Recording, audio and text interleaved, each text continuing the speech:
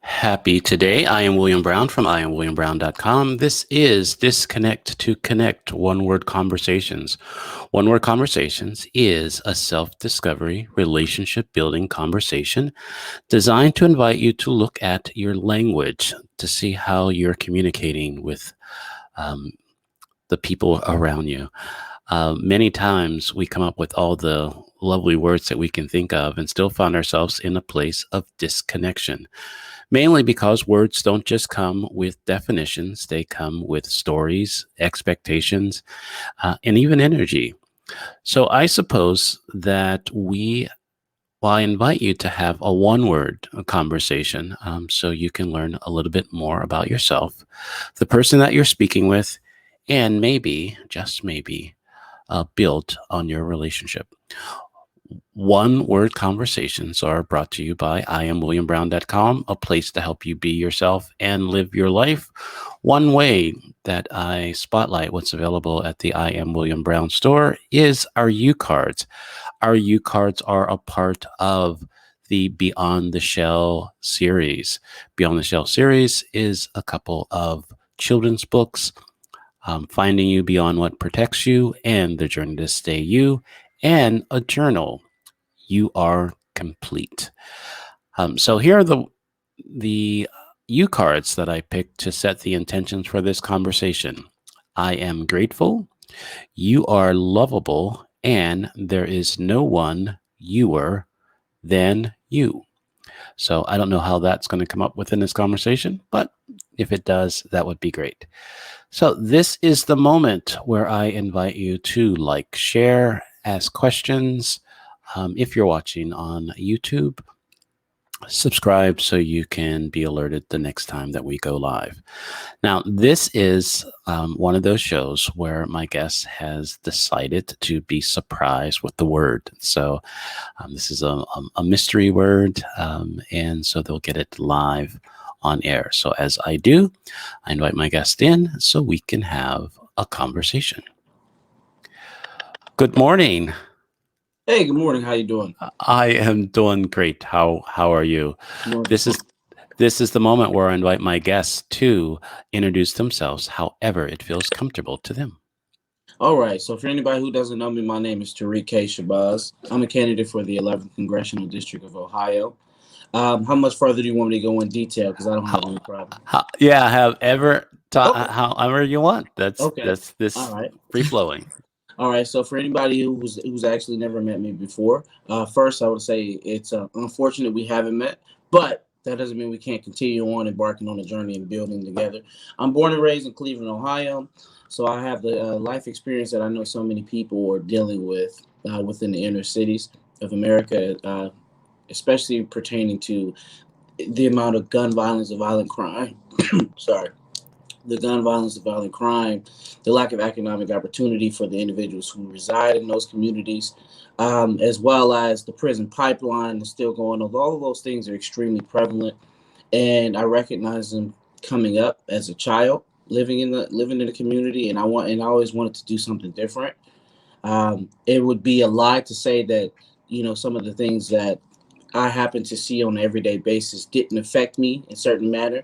Um, it really created a real negative impression, and in turn definitely trauma, a lot of Right. trauma from some of the things I've seen. Um, I had my neighbor was murdered in my backyard when I was a child. Hmm. um, I can't tell you how many times when just being a kid playing outside, we had to run while people are shooting firearms. So those things do a lot, and I recognize that I wanted to really be the change that I wanted to see. So I went into the Navy in 2014. Right. I was an aviation electronics technician. So for some people who may not know, I don't talk about it enough. I was what people would consider a nerd. but I got but that label, right? but I always say all the time, there's nothing wrong with that. I'm a very social guy. But first time I've probably ever said this publicly. Uh-oh. I played Dungeons and Dragons religiously when I was Right. still in the Navy.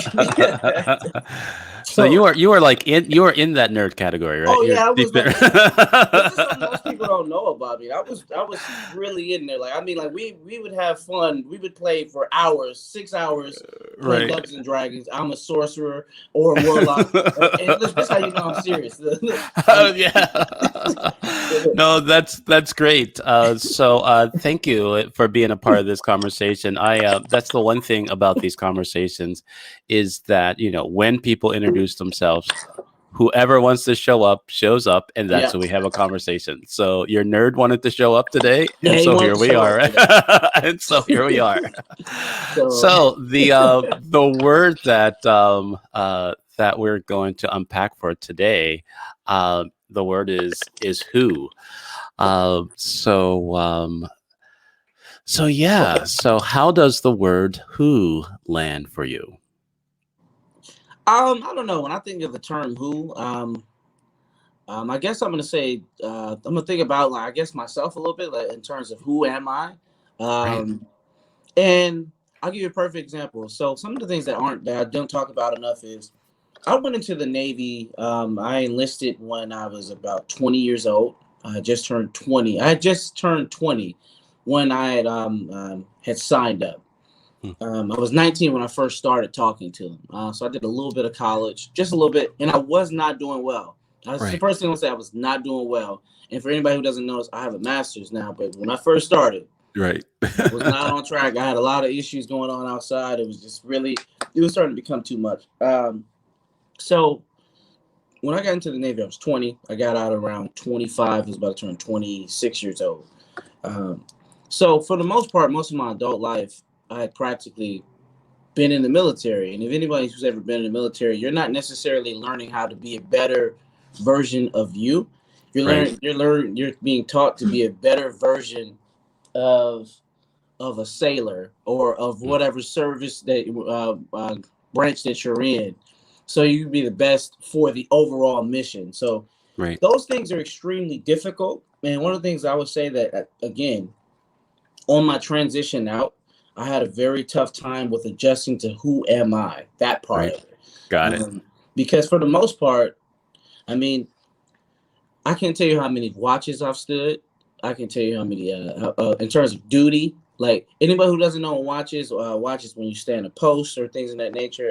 It could be anything, whatever whatever you have to secure, whatever you have to do. Right. So, I can't tell you how many days I've stood a watch while all people are sleeping, and it's 12 in the morning to 8 in the Right. morning, Right. and or getting up at 4 in the morning, 4 or 5 in the morning, go to work, and then have to stand a watch after your full day of work, and you get off at 12 in Right. the morning. So those things, it really, those are things you do because, like I said, you're a part of this system that you recognize that you have to do your job.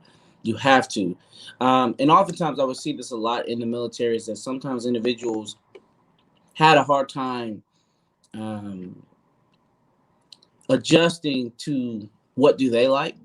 Right. And it's crazy because what I used to do in the military is I always told myself I'm going to do things for me outside so I can always keep my mind. And, Right. and and as I transitioned out, I thought I was doing so many of these things that were so offered, to keep my mental health all the way up. And I realized that it's a lot more work that has to be done. I mean, because I Right. was in a system where the environment was heavily not about you; it's about this, this, this. So, I guess it kind of impeded on my natural process as a young man, adjusting to the phase of who you are. Right. So I definitely had some struggles with that. Definitely had some struggles with that. Right. I totally get it. That's how one of the a powerful, it's like a simple and powerful questions like, who are you? Right. And so how it lands for me, it is that look at myself. It looks at how am I showing up in my life? Am I allowing my environment, my relationships, my Mhm. work to determine who I am, or am I, like Dr. Seuss says, right? There's no one newer than you. Is there a person, an individual? Am I that uniquely myself. Mm-hmm. And it's like, I totally, I've never been in the military, right? But it's like, I don't know why I was going. It's like I've never been in a gang, right? But it's like, it's like you've I've been a part of organizations where I take on the identity of that Mm-hmm. group, and it's like, that's who we are, right? That's who, that's what we're doing right now, right? If it's choir, if it's, Yeah. a show, or if you're working in an organization, and really trying to figure out who I am within that was very difficult. And so I Mm-hmm. could totally understand how you were saying that. It was like, hey, this is how I was showing up in the military. And now how am I going to show up back in the neighborhood, Right. back in the next job, and kind of go from there? So, like a perfect example as well. So for anybody who doesn't know this just by looking at me, I'm black. So so so, so there are instances in which, like, where being in the service where it was very conflicting though. It was very conflicting. Where you hear, let's say for instance, a police shooting happens, and it's a young black man who's been killed by the police. Right. And in the situation, we can have morning quarters, and quarters is just your attendance for the day. So we go into our morning quarters, and everyone tends to they're talking as we're waiting for all of our leadership to come in. So sometimes you'll hear these conversations that'll happen all throughout, and it's like, it's really disturbing at times, where some of the language and rhetoric that you would hear. And I'm not saying this is a reflection of everyone in the military. This is my sole perception and Got my it. expressions only. So I have to first say that this is not expressed from Right. the DOD, the Got it. military, whatever. Okay, this is Tariq Shabazz talking. So, um, from a personal anecdotal standpoint, you being there, you hear someone. I hear the phrases like, "Well, all these people have to do is just comply, and things like this will never happen." And this goes back into the question of who. So, and it took a while for me to really understand a couple things too. Is that meeting some people throughout my life, some individuals have never actually had to interact with people ever until Got it. they had to. And so for the most part, many of their perceptions were created or constructed through some imagery on television Right. or the internet. And they don't see some of these people, they just don't relate. And that's a really tough one too, to hear some of the comments that people would say. And then this is the part about it too. When you're in the military, one of the things you learn in straight up in boot camp is you learn, it's called bearing, to keep yourself together, you lock it up, and you can have 1,000-yard stare. Somebody could be saying the most egregious, wildest things to you, Right. and you're unfazed by it. You're like stone. So that's one of those things I did do well with, and that wasn't just because of the military. That was because of over time seeing so many things. I Right. just kind of adjusted to turning, to not allowing things to show if how much I'm affected by it. Right. And but this particular incident, I remember I was so upset. I was like, "How dare you say something like that? Like, how dare you say something like that?" Because I've seen the opposite, and I had to recognize that part too. I've seen the side of where young men and even young women are treated inhumanely by individuals who happen to be in law enforcement. But I want to also always say this: every individual who's in law enforcement obviously aren't partaking in these negative taking these negative actions Right. and whatnot. But I can't remove the fact that I have seen these things on a personal level. So when Got I it. hear someone saying, especially we're talking about a life loss, because that's the most important thing. And like, we're talking about somebody lost their life. Have some compassion. It's not okay to just say, well, if they would just comply. Like, well, listen, a human being's no longer here. Right. Somebody lost their family member. Somebody lost, their parents. Somebody like, Right. and that's the thing when I talk about in terms of society, that I like, we have to have a lot more compassion just for people as being people. Right. Um, and Got that's it. regardless of anything else. But what were you about to say? No, I think the you know, I don't get it's like I don't get stopped by the police often, but so it's like a badge of honor or something, right? But I can remember the first time I got stopped for speeding, maybe over 20 years ago. Mm-hmm. And my home training kicked in, and so this is what happened, and it's like, oh, I recognize I did something wrong, and so I wanted to like get out the car and say I'm sorry. And it's like, and the cop was like, whoa, Yeah, yeah. get back in the car. And it was like, for me, I didn't know the protocol for like interacting and all that. And I was just like, I'm sorry. Yes, this is what I did. I got it. And I realized very quickly that because who he was, right? How he was showing up, I needed to kind of understand or get the boundaries of that. And so it's not about, I guess, complying, but sometimes for me, there are many times that we don't know who we're dealing with, right? At any, and sometimes I'll say with myself, I'm on this self-discovery journey. Sometimes if someone says something crazy, I don't know who's going to show up, right? Because there's a part of me that will go, okay, this is kind of crazy. I need to kind of jump on them, right? Or something. And sometimes it's docile, nice guy label, kind of like, oh yeah, I understand. And so you don't know until you know, right? Until you basically self-confidence for me is the more that I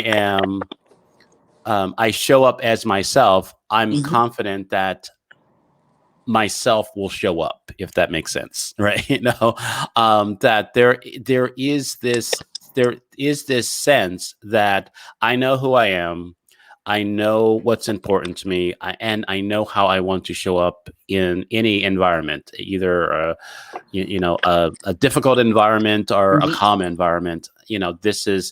There's a level of consistency in that, and so I can trust that. But it has taken years for me to trust that who, to ask, to have an answer to that who is going to show up when a circumstances will and give us that invitation to show up. Okay.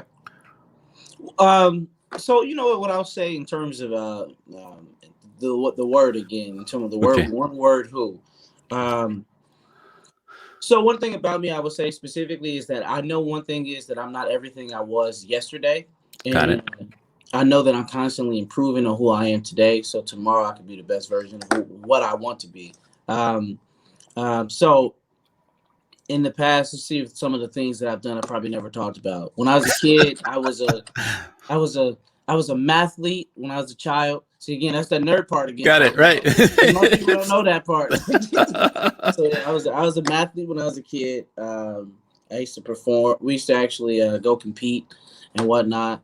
Um, I won a spelling bee when I was a child.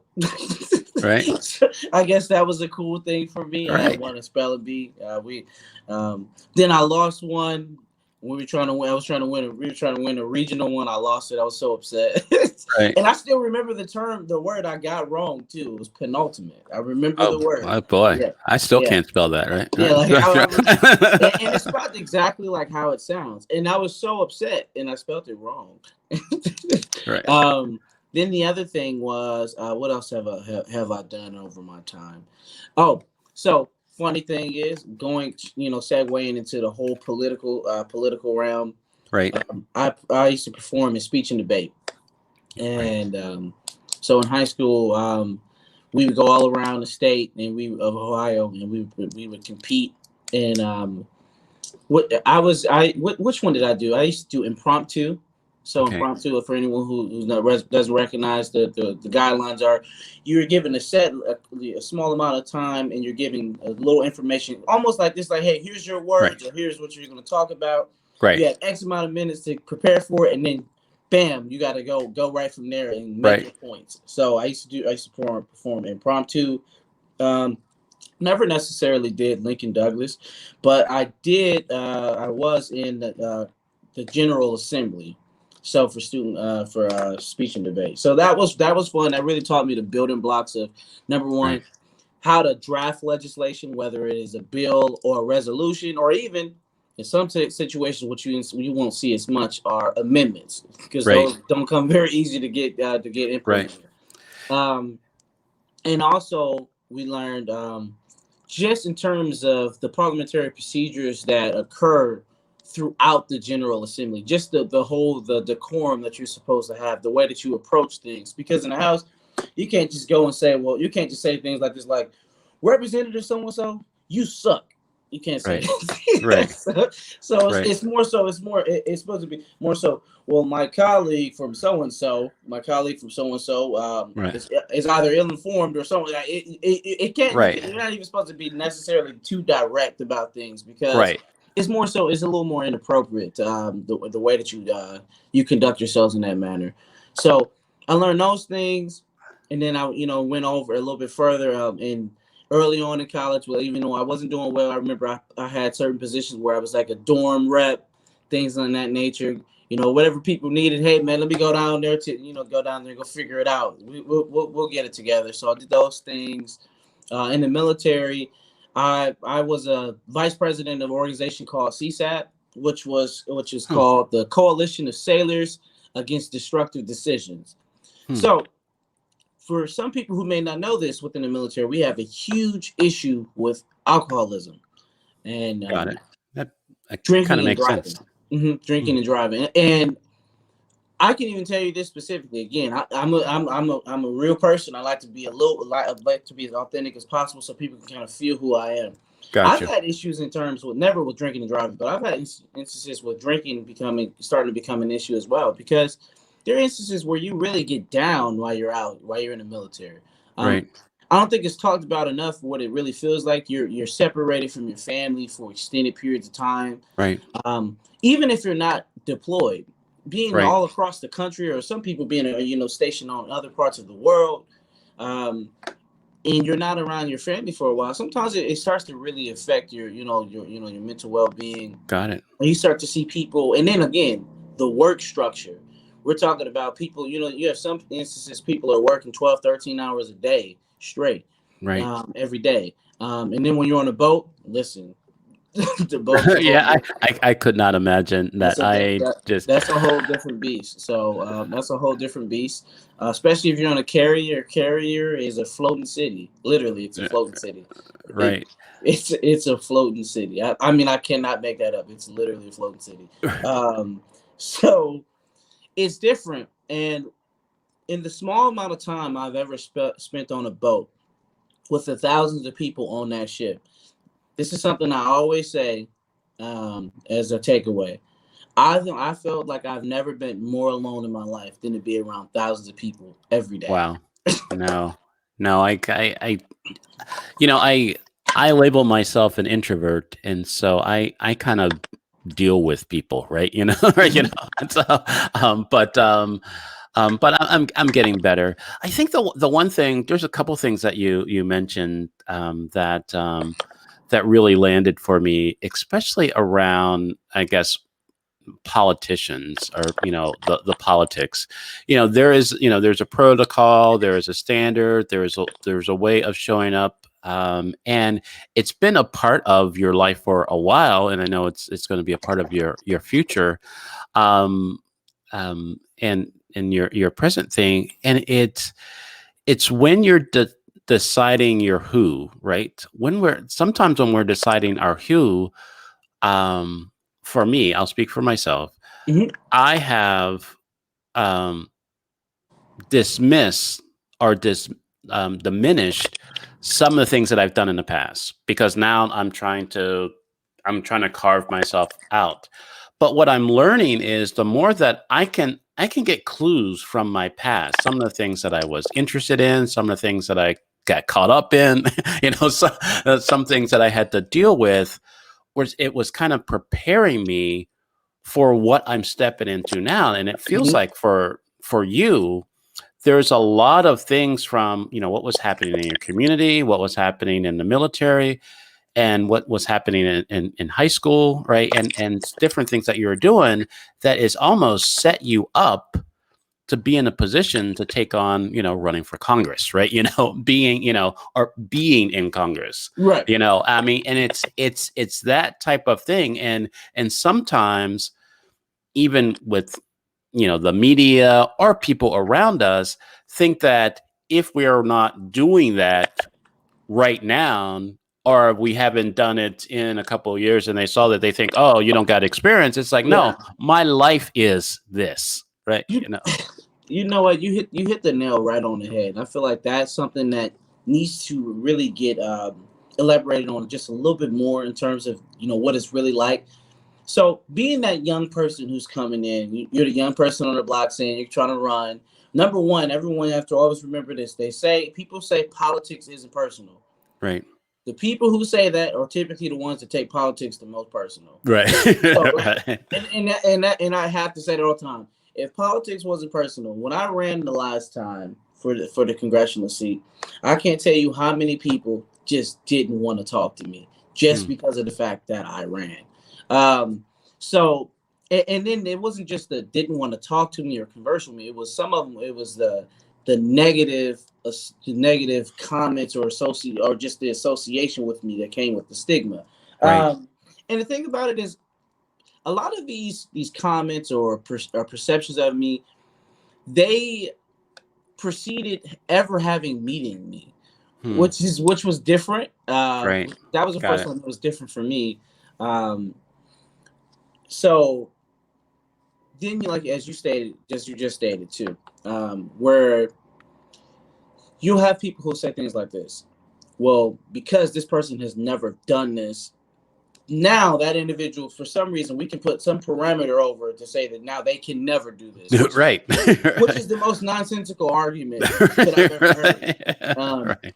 And it's typically associated with the politicians who already have been in office. And in terms of attribution, the things that's so crazy to me is that those same individuals, you can literally look at their experience through their legislation, look at how they voted, and say, well, you voted on these things. I wouldn't have voted on that because this caused these things and this would have caused these things. How did you not see that?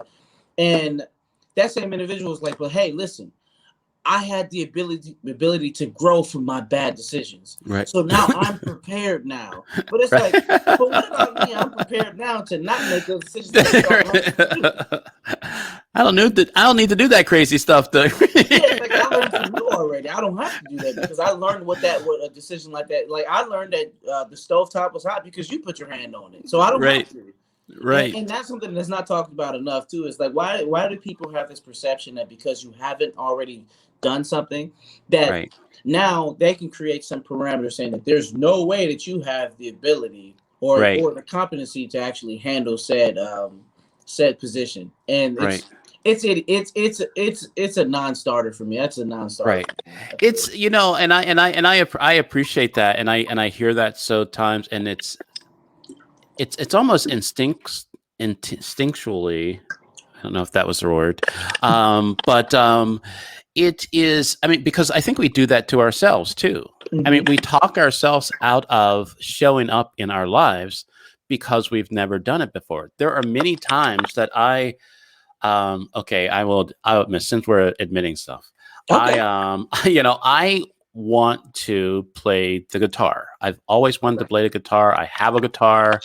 And every once in a while I'll pick it up and it sounds horrible and I put it down. Right. And it's like in my mind, I can, I see myself playing the guitar, but when I pick it up, it's like it sucks and I can't play through the suck to get through. I feel like I should know how to play the guitar already. And it should be able to play the song because that's who I want to be, right? But the reality is that there is this suckiness, or there is this point that I'm just going to figure stuff out so I can get to that point. And I think when we disqualify ourselves and say, hey, this is who I want to be, I haven't done that before, so I can never do that. it's then we never do nothing, and then nothing ever changes. 100%. And so the more that we can, I believe that we're whole and complete, right? I embrace that we're whole and complete, but at the same time, we're not currently aware of our completeness. We're not missing anything, but we are really moving in the position of that we are and we are becoming at the same time. So I can say to you that you are already a congressperson, Right, right? right. And you're becoming a congressperson. And so the more that you embrace that that's who you already are, then you can become that. 100%. Um, Perfect example again, like I said, I don't have any problem with letting people peer in a little bit to me. So if anyone's ever thinking about a possible run for office, number one, do not be the individual that impedes on your own personal success. Whether or not other individuals outside of you may or may not feel a certain way, you won't know that until you start and actually embark on that journey. Right. So what will happen too also throughout the course of an election, you'll hear certain things, some things may be negative. Don't allow it to manifest in your brain where uh this is my perfect my saying I love to say all the time, especially considering I end up going to the Navy after. Right. But your ship will never sink unless water gets inside. So Right. that water Got it. is the negativity from outside. So Hmm. you have to stay the course and stay above the negativity. If you allow this negativity to get into your ship, you most certainly will allow your ship to sink. So Hmm. do not let the outside negative views, or these thoughts or impressions change the way you view yourself. So this is Right. back to the who thing. Right. Never let the outside things change what you think of who you are, Right. because you have to be the master of who you are. Never allow people to dictate what you can do. What is your glass ceiling? Because you have no glass ceiling. Right. There is no glass ceiling. And for someone like me, being a young kid who came from the middle of the inner city, and you name it, people want to call it the hood, you name it. Right.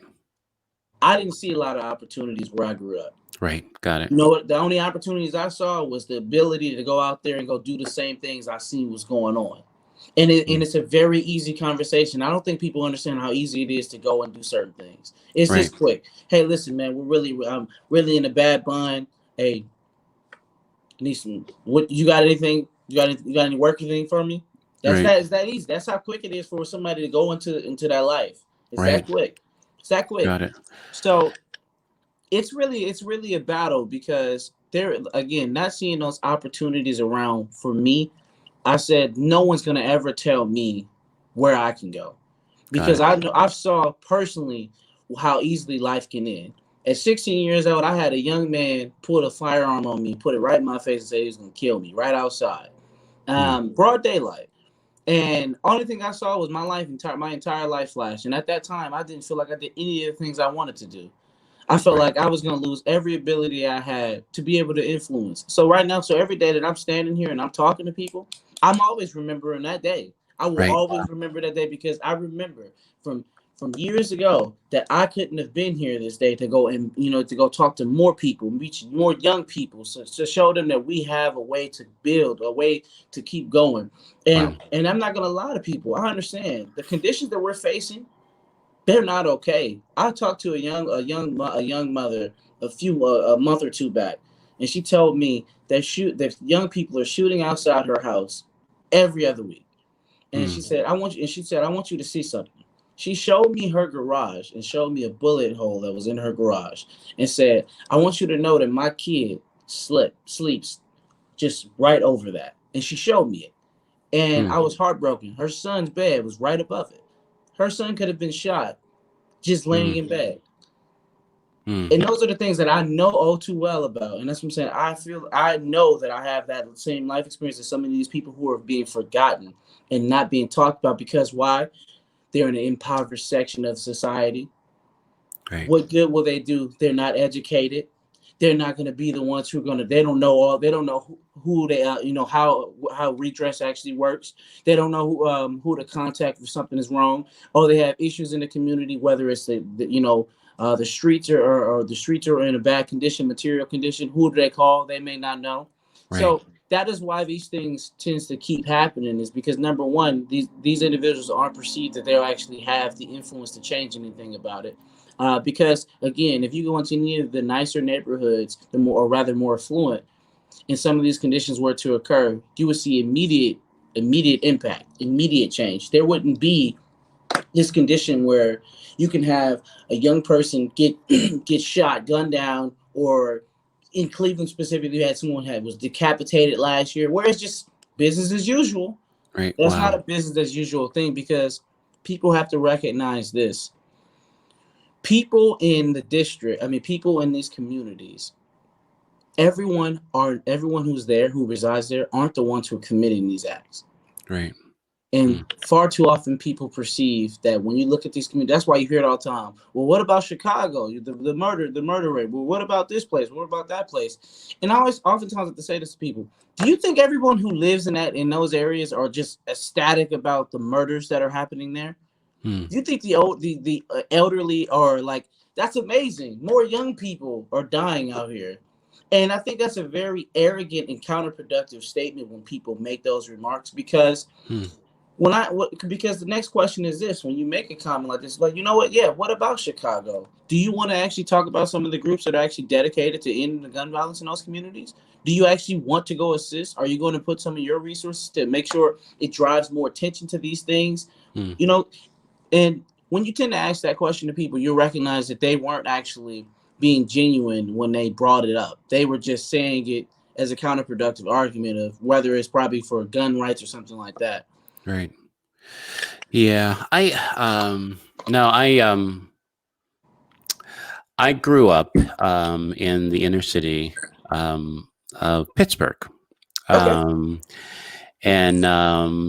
and so a lot of people, even though they know that, but they don't know that, because there was a part of me that um, lived there but didn't live there. Right. And it was I don't know if it was my nerd label, that had, I was in my imagination or something No like wrong with that. that. No But wrong with that.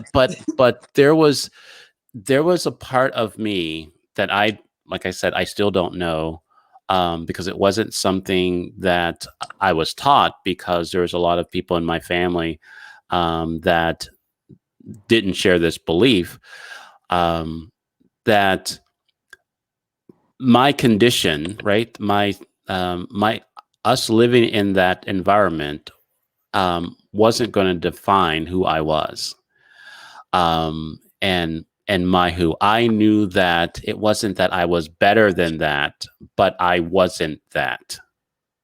And the more that I was able to see myself beyond that community, but understand what was going on in that community and what was going on for people and what people were dealing with, then I was able to help that community. Then I was able to be there for my family and friends and do that. And so it wasn't for me, I was trying to escape that community, because there was, I heard about, people getting shot and a lot of terrible things happening, and the destruction of that. But I also heard stories of people rising above that, and 100%. seeing that their who was more than that. And so I I I th-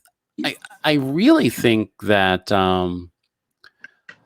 there's a part of our society that I'm trying to how am I going to say this? There's a part of our society that in some cases wants to keep people in that state, so it defines who they are, Okay. right?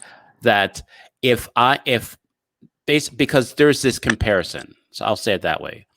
So if there is a less than society and something right in front of me, then I can say that I'm not that. Right. So I am, better than, and I can do that. And so it is not that I am grateful that I'm not in that situation, but I really um, let's I'm sorry if I'm getting lost for words, No, but you're it okay. feels like You're okay. we are conditioned to allow people to just deal with their life however their life is. And that's why I appreciate you and the little that I know about you and the things that you have shared, that you could have decided that I got a terrible hand. This is the environment that I was in. This is the horrible things that I saw. And I'm just going to try to survive that. Yeah. But you occurred to me as someone that is like, all of those things are true, but who I am is the solution to that. Who I am will make a difference in all of those areas, because I understand, and I understand that there is a better, there is a more, and people don't have to live like that. And I think that embracing that who has really caused you to do the difficult thing of running for Congress, do the difficult thing of raising all the money that you have to be being out there, that a lot of people will just throw their hands in the air and say, you know who am I to make a change, who am I to Hmm. to make a difference. But I just, like I said, I just see that you, even though you're still understanding who you are, Hmm. there is a sense of who you are to make a difference. And I just wanted to acknowledge you for that. Appreciate it. So, in terms of everything that you just went over, specifically, life itself for me coming up definitely was more of a conflict naturally, because I always question, who was I in comparison, as we were talking about, to society. Right. So, I mean, I was a very angry child coming up. Got it. As you can see, like, Totally I've get seen it. a lot of craziness. I was a Mm. very angry child. Uh, and then also you have this aspect of it too. You go into school. This is something I feel like isn't talked about enough, and I see it more and more coming up now, where you hear teachers that talk about, I don't know how to reach these young people, and there's a couple reasons why. Number one, you have a student who is coming into your schoolhouse or in your institution, that before they got into your institution, they were dealing with probably 1,000 things where they Mm. reside. Right. So put it in this perspective. All this is anecdotal for me right now. I would go to school and I caught two buses to school, and I catch these buses, and while I'm on my way to school in the morning, I'm thinking this before I get to school. I pray that bus, when I get out of school, isn't late, because if it's Mm. late, those young people who I know are always over here doing so and so, they're gonna be out there, Right. and I don't want to either get robbed, jumped, or whatever the case may be. And it's a really sad thing that you have to even be thinking like this. I'm talking about, I'm Right. 14, 15 years old, Right. constantly thinking about this. And I'm not saying just I'm thinking about death on my way home. Like man, I Right. just like, yeah, I had a nice day. What a side of death at the end of it. That's how I'm thinking right now. Like, this may Right. actually Wow. happen. It sounds absurd, but I mean, it's a serious thing. Like, where kids are really thinking like that, where they're in survival mode and as young children. We talk about PTSD in the military. PTSD is a very real thing, regardless of what being in the service. That's the Right. thing that affects everyone, depending on what a traumatic event that may occur. But what is not talked about enough is, it's not PTSD what a lot of these people are dealing with. It is continuous trauma. They're still dealing with the trauma. Right. So what Wow. you do in turn, you have to internalize it, and that's the only way you can move forward. Right. Otherwise, you'll lose your wits. Right. You'll lose your wits if you don't, because otherwise you'll be too frightened to walk outside. Wow. Wow, that just hit me. They're not, you they're not even past, we're not in the post yet. We're Yeah, still, it's, we're still dealing with the trauma. So, wow, I think we can talk about this for hours. I mean, yeah, because the discovery of who we are never ends, right? never It's ends. like, It never because ends. it is something. Is there anything else that you want to leave for everyone that's come up in this conversation?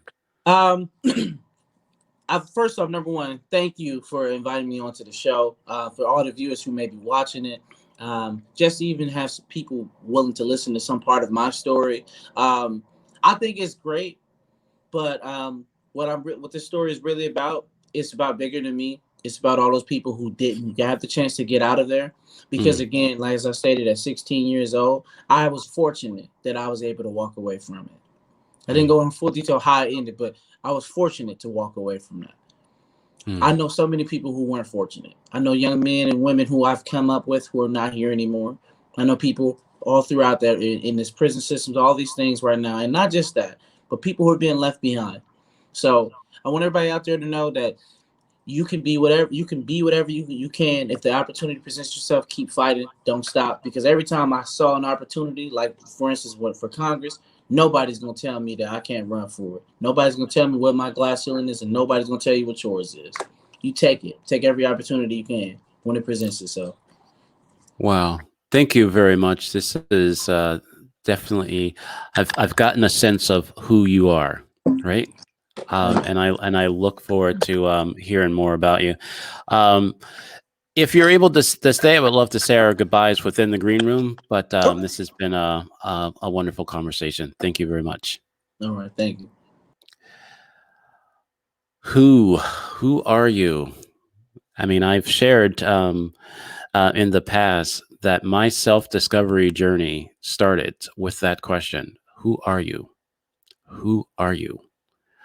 And sometimes, if that is a difficult question for you to ask or for you to answer, um, the invitation is just to sit with that, discover that, get on the journey for yourself. You'll be surprised who you are. I hope this conversation has brought value not just to your day, but to your life. I invite you to reach out to me at IamWilliamBrown.com for a complimentary coaching session. Because the world wants you, the world needs you, but the world isn't waiting for you. So go be you. Have a great rest of the day, and I'll see you next time on One Word Conversations.